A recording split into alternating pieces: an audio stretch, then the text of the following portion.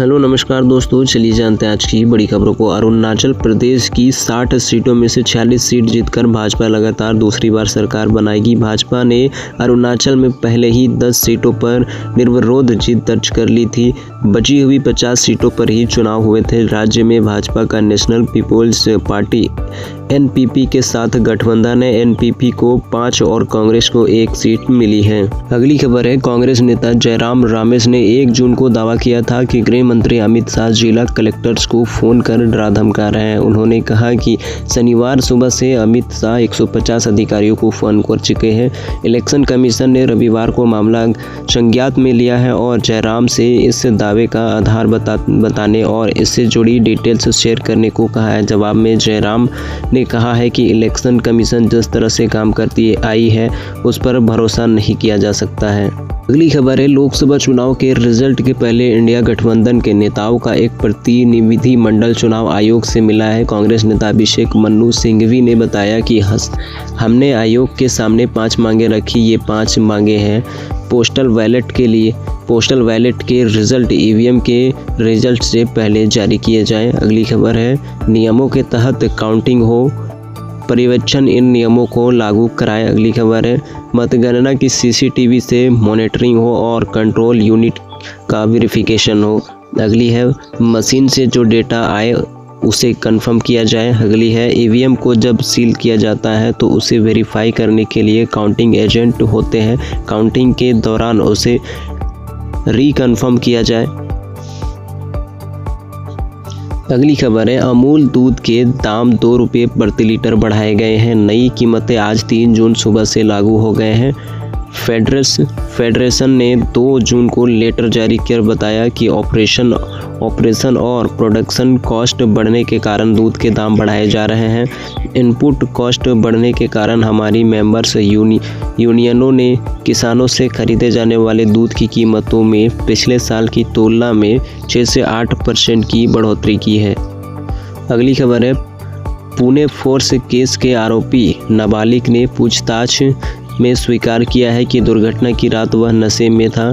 Juvenile court ने 31 मई को नाबालिग से पूछताछ की इजाज़त दी थी, जिसके बाद 1 जून को उसकी मां की मौजूदगी में पुलिस ने बाल सुधार गृह में पूछताछ की। मीडिया रिपोर्ट के मुताबिक नाबालिग ने कहा कि उसे हादसे के बारे में ज़्यादा कुछ याद नहीं है। अब चलिए जानते हैं आज की कुछ प्रमुख इवेंट्स के बारे में। जल संकट को लेकर दिल्ली सरकार की याचिका पर सुप्रीम कोर्ट में सुनवाई होगी। याचिका में हरियाणा, यूपी और हिमाचल प्रदेश से 1 महीने के लिए एक्स्ट्रा पानी देने की मांग की गई है। अगली खबर है, लोकसभा चुनाव की काउंटिंग से पहले इलेक्शन कमीशन दिल्ली में प्रेस कॉन्फ्रेंस करेगा। ऐसा पहली बार है जब आयोग ने वोटिंग के बाद प्रेस कॉन्फ्रेंस बुलाई है। विधानसभा पहुंची हाथी 2 घंटे तक घूमता रहा। एक हाथी भटकता हुआ झारखंड विधानसभा पहुंच गया है। विधानसभा परिसर में हाथी करीब 2 घंटे तक घूमता रहा, जिससे लोगों में दहशत रही। स्थानीय लोग पहले खुद से हाथी को भगाने की प्रयास की, जब सफल नहीं हुए तो पुलिस को सूचना दी। राजधानी रांची के दुर्वा इलाके में झुंड से बिछड़ा हाथी विधानसभा कैंप्स पहुंचा था। जानकारी के अनुसार शनिवार रात 12:30 बजे के करीब हाथी भटकते हुए नए विधानसभा परिसर के काफी करीब पहुंच गया था। इधर उधर भटकता रहा, हालांकि इस दौरान उसने किसी को क्षतिग्रस्त नहीं पहुंचाई। अगली खबर है, हरियाणा के पलवल में होडल विधानसभा सीट से भाजपा विधायक जगदीश नायर के घर पर बाइकों पर सवार बदमाशों ने शनिवार को गोलियां चला दी है। घटना के समय विधायक घर पर मौजूद नहीं थे। गोली चलने की आवाज़ सुनकर आसपास के लोगों ने 4 बदमाशों को मौके पर ही पकड़ लिया। इसके बाद घटना की सूचना पुलिस को दे दी गई। लोगों ने पकड़े गए चोरों बदमाशों को पुलिस के हवाले कर दिया है। अगली खबर है, हरियाणा में हिसार के बरवाला में ट्रेन की चपेट में आने से बुजुर्ग की मौत हो गई है। मृतक की पहचान बरवाला के वार्ड नंबर 19 निवासी हरि नारायण 50 वर्षीय के रूप में हुई है। परिवार के अनुसार हरि नारायण काफ़ी दिनों से मानसिक रूप से बीमार था। पुलिस ने 100 कब्जे में लेकर पोस्टमार्टम के लिए अस्पताल भिजवा दिया है।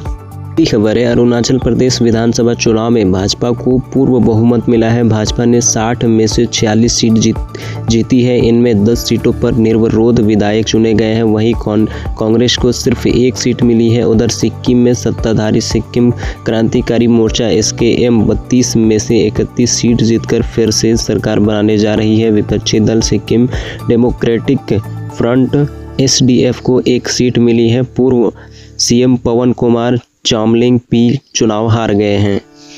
अगली खबर है, पंजाब के लुधियाना में कबड्डी खिलाड़ी की हार्ट अटैक से मौत हो गई है। घटना जगराओं कस्बे के होटूर गांव की है। खिलाड़ी को सोते हुए दिल का दौरा पड़ा। जब परिवार के लोगों ने उन्हें उठाने की कोशिश की तो वह बेहोश था। उसके बाद डॉक्टरों ने चेकअप के बाद उसे मृत घोषित कर दिया। मृतक की पहचान निर्भय हट्टूवाला के रूप में हुई है। निर्भय 2007 से 2010 तक ग्रामीण कबड्डी में मशहूर हुआ था। अगली खबर है, दिल्ली के मुख्यमंत्री अरविंद केजरीवाल ने रविवार यानी 2 जून की शाम 5 बजे तिहाड़ जेल में सरेंडर किया है। इससे पहले वे आम आदमी पार्टी AAP के दफ्तर गए और कार्यकर्ताओं से मिले। उन्होंने कहा, मैं देश बचाने के लिए जेल जा रहा हूं।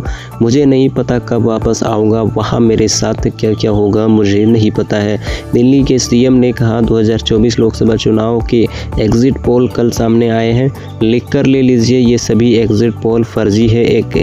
एक एग्जिट पोल ने राजस्थान में BJP को 33 सीटें दी थी, जबकि वहां सिर्फ 25 सीटें हैं। असली मुद्दा यह है कि उन्हें ऐसा क्यों करना पड़ा, उन पर दबाव बनाया गया है।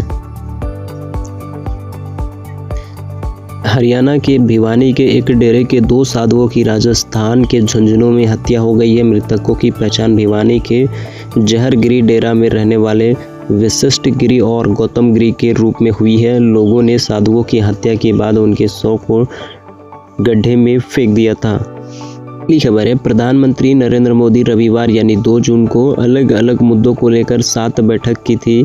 पहली मीटिंग में PM मोदी ने देश भर में गर्मी और रेमल्स तूफान के बाद आई बाढ़ के हालात की समीक्षा बैठक की, साथ ही प्रभावितों की मदद के लिए किए जा रहे प्रयासों का जायजा भी लिया। प्रधानमंत्री मोदी ने सबसे लंबी मीटिंग में नई सरकार के पहले 100 दिनों के एजेंडे पर मंथन किया। इसके अलावा तीसरी बैठक में 5 जून को बड़े पैमाने पर विश्व पर्यावरण दिवस मनाने की तैयारियों पर चर्चा हुई। अगली खबर है, देश के कई राज्यों में हीट वेव का असर कम होने लगा है। प्री मानसून बारिश से तापमान में कमी आई है। 1 जून को सिर्फ 8 शहरों में दिन का तापमान 45 डिग्री या उससे ऊपर रहा।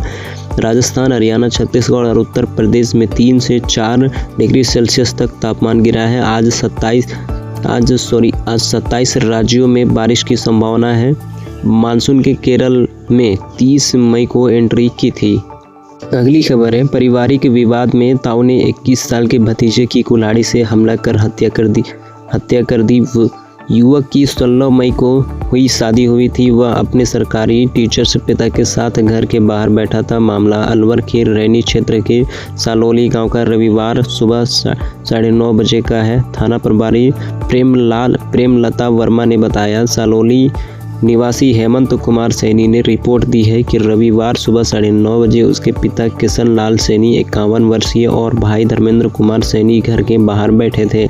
इसी दौरान पड़ोस में रहने वाले ताऊ श्री कृष्ण सैनी, ताई पप्पू देवी, उनका बेटा खेमराज और बहू गीता हाथों में लाठी डंडे और कुल्हाड़ी लेकर आते ही ताऊ श्री कृष्ण के धर्मेंद्र के सिर पर 3 से 4 बार कुल्हाड़ी से हमला किया। इसके बाद पिता पर भी कुल्हाड़ी से वार